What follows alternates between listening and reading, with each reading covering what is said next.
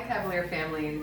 Tonight we are going to talk about martinis. A traditional martini is made with gin, vermouth, ice, and then a garnish of either lemon or olives.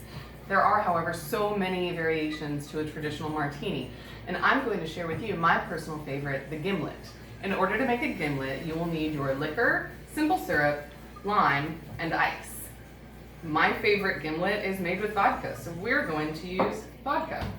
You'll start by adding 2.5 ounces to your shaker. So that will be 2/3 full once, 2/3 full twice, and then another half. Now that we have that, the next option, or the next ingredient is lime juice. You will need half of a lime, and that will get you half an ounce of fresh lime juice.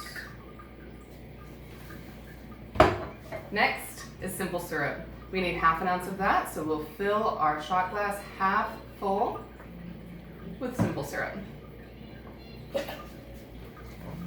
Next we top with ice.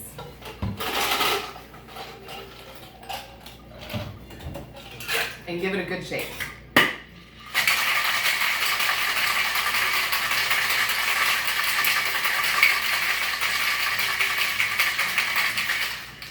You want the outside of your tin to be nice and chilled.